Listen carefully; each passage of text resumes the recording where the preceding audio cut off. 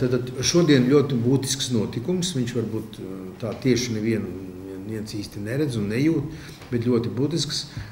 Ir pabeigts būvēt Kurzemes loka šo te būtisko atzaru, Grobiņa Ventspils, 330 kV līnija.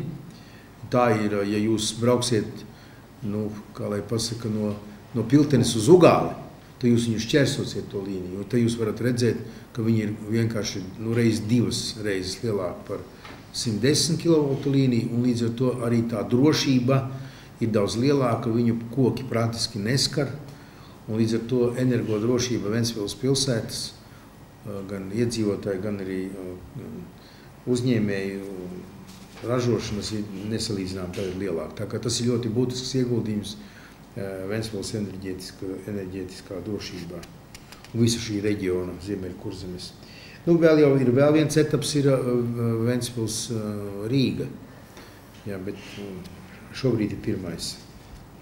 Jā, varbūt par šo pašu jautājums, vai izņemot to enerģētisko drošību vēl kādu ieguvumu, respektīvi tādas uzņēmē darbības investīcija vai uzlabosies? Es varu pateikt tā. Tātad, enerģētiskā drošība tas ir ļoti no svara. Man liekas, ka vajadzētu uzlabot to elektrības kvalitāti,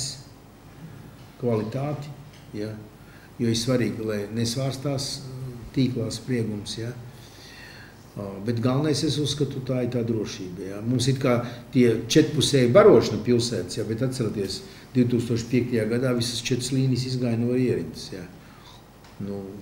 Tā kā. Un tādi orkāni jau mums reizi vidēji, reizi 20 gados ir. Tās sekas var būt ļoti dažādas. Bija minējums, ka varētu palielināties vēja elektrostacijas skaits, pa cik tagad būs tā jauda, cik saprot lielāka. Kāds uzprognozes tas varētu tādu uzņēmēju darbības uzrāvienu, varbūt citās jomas?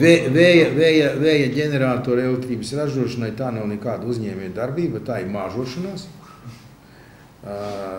Tāpēc, ka ekonomiska efektivitāte tā ir ļoti zema. Lai izgatavotu šos te ģeneratorus, tiek iztērēt daudz vairāk enerģijas nekā it kā pēc tam dabīgi tiek iegūts. Atceraties, tas viss aizgāja tikai tāpēc, ka bija dubult tarifs. Uz tādiem noteikumiem taisīt biznesu jau liela māka nav. Un tagad visi sūkstās par to obligāto iepirkuma komponenti, kur mums ir šausmīgi dārga elektroenerģija. Mums sadārdzinājums ir 500 000 tikai pašvaldībai. Mēs maksājam visiem šitiem te mazajiem hesiem, kas sapurgāja mazās un vidējās upes. Un šitiem te vēja ģeneratoriem, kuri te plivinās un ne pa ko viņiem maksā dubulto tarifu. Skaidrs, ka tāda jaudīga līnija, protams, ka tad viņa vieglāk var paņemt to enerģiju iekšā, viņa nesvārsta, protams. Bet, es domāju, ka kurš tagad var atļauties iet uz tādu dubultu tarifu maksāt, jo visi jau tagad jau ir sapratuši, ko tas nozīmē. Un nav jau gatavi maksāt. Un tagad iet runa par obligātās iepirkuma komponentes samazināšanu lielajiem elektroenerģijas patērētājiem. No vienas puses jau labi, kas tad būs tie, kas viņu vietā maksās? Kādam tā jāmaksā? Kurš tie būs? Iedzīvotāji? Vai mazie patērētāji? Svarīgs jau ir cits. Es domāju, ka viņas visi jātaisa ciet. Gan mazie hesi, gan tās elektrostacijas. Es skatījos mazo hesu biju te Latgalē.